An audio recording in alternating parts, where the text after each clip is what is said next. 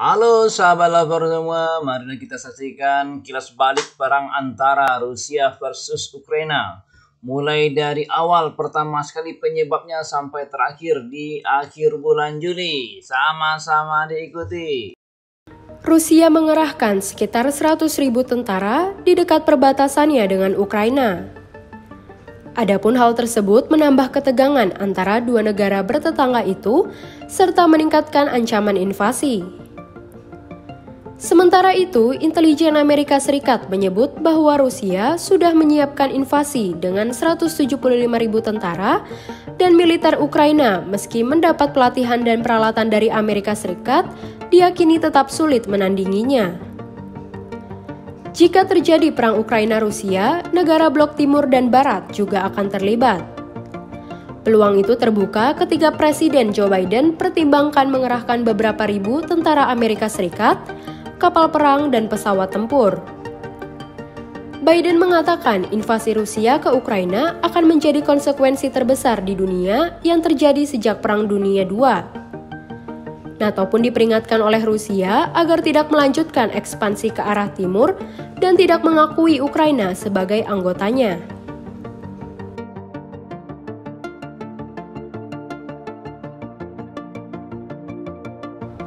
Pada dasarnya, Putin sedang berusaha menyusun ulang batas-batas Eropa pasca Perang Dingin, membangun zona keamanan yang luas, dan menarik kembali Ukraina dengan paksa jika perlu.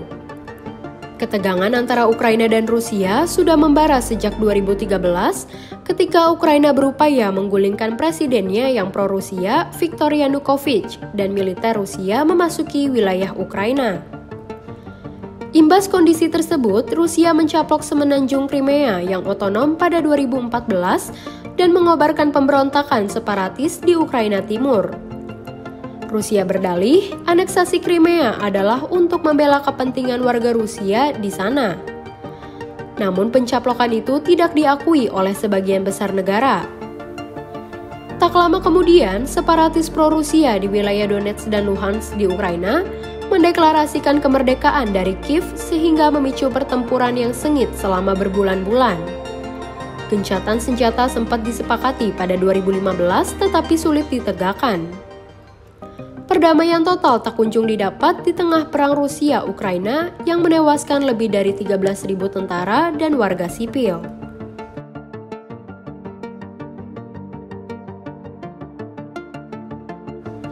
Menurut Putin, Ukraina pada dasarnya adalah bagian dari Rusia baik secara budaya maupun historis. Vladimir Putin yang kini berusia 69 tahun dan berada di senja karir politiknya, juga disinyalir berniat memoles citranya dengan memperbaiki apa yang dilihatnya sebagai bencana abad ke-20 yaitu pecahnya Uni Soviet. Ukraina, negara berpenduduk 44 juta orang yang sebelumnya tergabung dengan Uni Soviet, dan berbagi perbatasan sepanjang 1.900 km dengan Rusia, menurut Putin dapat meningkatkan kekuatan negaranya untuk bersaing dengan Amerika Serikat dan Cina. Putin turut sinyalir berusaha meningkatkan dukungan nasionalis di dalam negeri di tengah pandemi yang berkecamuk dan perekonomian yang tertatih. Pada 2021, Rusia juga dilanda demo anti-Putin terbesar dalam beberapa tahun oleh oposisi. Sementara itu, Rusia beralasan bahwa penempatan ratusan ribu pasukan di perbatasan adalah antisipasi ekspansi NATO ke arah timur dan reaksi terhadap hubungan intensif Ukraina dengan aliansi tersebut. NATO meningkatkan dukungan untuk Ukraina dalam hal persenjataan, pelatihan, dan personel.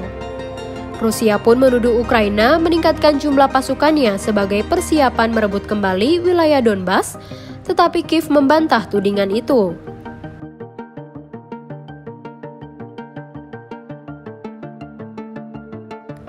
Pemerintah Ukraina menegaskan, Rusia tidak dapat mencegah Kiev membangun hubungan yang lebih dekat dengan NATO.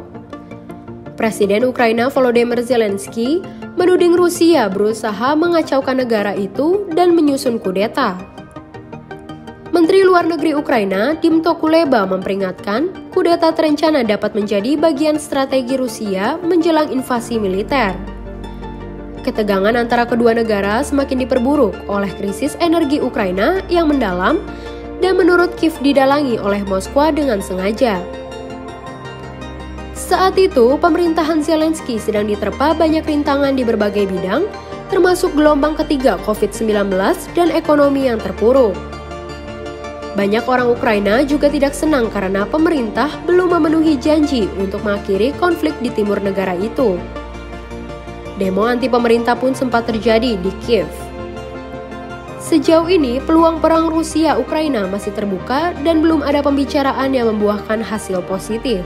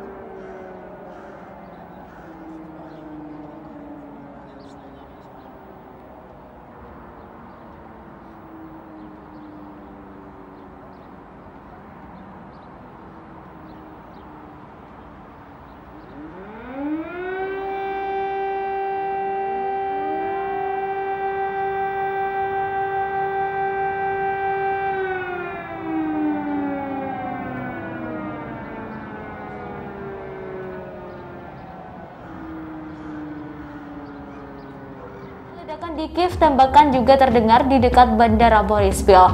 Ledakan juga mengguncang kota Donetsk di Ukraina Timur yang memisahkan diri. Pesawat sipil mulai diperingatkan saat Amerika Serikat menyebut serangan besar oleh Rusia ke Ukraina sudah semakin dekat. Sebelumnya pada Rabu 23 Februari 2022, kontak tembak mulai meningkat di jalur perbatasan. Putin memintakan bahwa perang itu bisa berakhir 2 bulan lagi, yaitu bulan Mei. Namun tergantung pada seberapa banyak sumber daya yang bersedia diberikan Kremlin untuk perang invasi tersebut. Kini Arestovich mengatakan memiliki 2 solusi agar perang berakhir. Pertama, pembicaraan kedua negara Rusia, Ukraina berlangsung dengan sukses dan semua dapat diselesaikan dalam waktu dekat antara 1 atau 2 minggu. Ini tentu saja diiringi penarikan penuh pasukan Rusia dari Ukraina. Sedangkan solusi kedua adalah jika pihak Rusia memahami bahwa mereka tidak akan menemukan kesepakatan dengan pihak Zelensky dan akan ada upaya lain untuk menyerang Ukraina. Namun pihaknya perlu 1 minggu lagi untuk menghancurkan pasukan milik Vladimir Putin itu, sehingga pasukan militer Rusia tidak memiliki cadangan tentara yang tersisa. Jika solusi kedua terjadi, semuanya akan memakan waktu 1 bulan lagi hingga pertengahan April. Ukraina memasuki hari ke-154 pada Rabu 27 Juli 2022. Ini terhitung sejak Presiden Rusia Vladimir Putin memerintahkan invasi Rusia ke Ukraina yang disebutnya sebagai operasi militer khusus pada 24 Februari. Pada perang Rusia-Ukraina hari kemarin, beberapa hal baru masih terjadi mewarnai perseteruan kedua negara.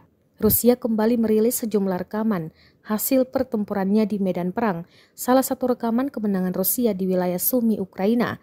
Pemandangan dari sisi lain, arsip rekaman yang sebelumnya tidak dipublikasikan. Ini terjadi pada awal-awal invasi. Jelas keterangan unggahan, tampak artileri menghantam tank dan posisi pasukan Ukraina. Berdasarkan keterangan Kementerian Pertahanan Rusia, rudal presisi tinggi milik AL Rusia menghancurkan kedua target tersebut pada hari Sabtu lalu yang berada di pelabuhan Odessa. Militer Ukraina menyatakan rudal Rusia menghantam kota pelabuhan tersebut. Serangan ini dianggap mengancam kesepakatan ekspor gandum yang baru ditandatangani sehari sebelumnya. Proses ekspor gandum Ukraina ke seluruh dunia mulai dilakukan untuk mengurangi kelangkaan pasokan gandum akibat perang di Ukraina. Также выведены из строя производственные мощности предприятия по ремонту и модернизации корабельного состава военно-морских сил Украины. В морском порту города. Ahli militer mengatakan Rusia tidak siap dalam invasinya di Ukraina. Hal ini terlihat setelah 2 bulan invasi Rusia ke Ukraina. Meski telah melancarkan serangan dari segala arah, Moskow masih gagal menguasai udara Ukraina.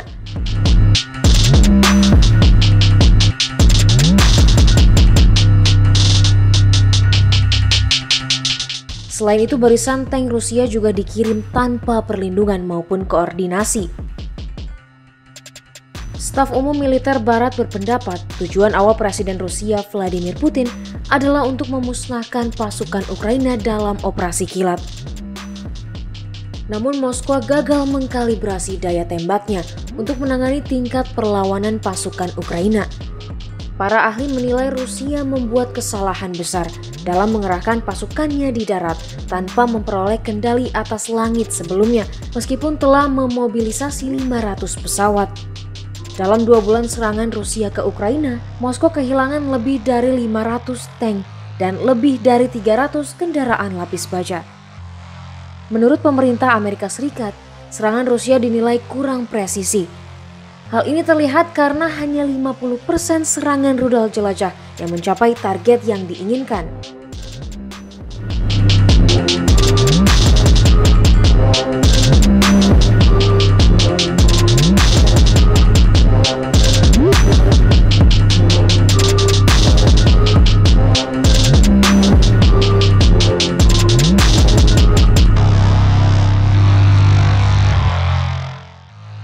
Setelah sekitar 1 bulan setelah gagal mengepung dan menjatuhkan Kiev, Moskow memutuskan mengubah strategi dan fokus pada penaklukan wilayah Donbas yang berbatasan dengan Rusia sebagai gantinya.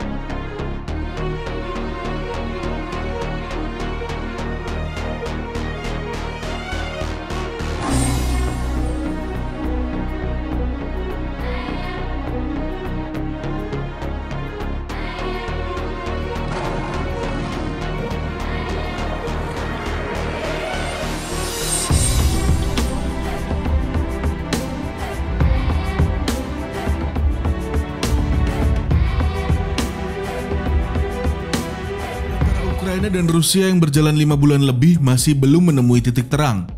Sejumlah wilayah di Ukraina Selatan pun sudah dikuasai Rusia. Untuk mengambil alih kembali wilayah yang diduduki militer Rusia, pasukan Ukraina melakukan pengeboman. Tidak hanya itu, Ukraina juga sempat menyudutkan Rusia dengan cara mengisolasi pasukannya di dekat sungai Dnieper. Di langit Ukraina, Angkatan Udara Ukraina berhasil menjatuhkan 5 benteng militer Rusia di Kherson. Atas usaha ini, Ukraina mengklaim telah berhasil merebut kembali sejumlah pemukiman di tepi utara Kherson. Kami tidak akan menyerah, kami tidak akan terintimidasi. Ukraina adalah negara merdeka, bebas, dan akan selalu begitu, ujar Volodymyr Zelensky, Presiden Ukraina.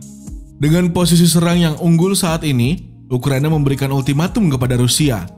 Ukraina mengancam akan melakukan penyerangan atau aksi balas ke wilayah-wilayah yang dikuasai Rusia.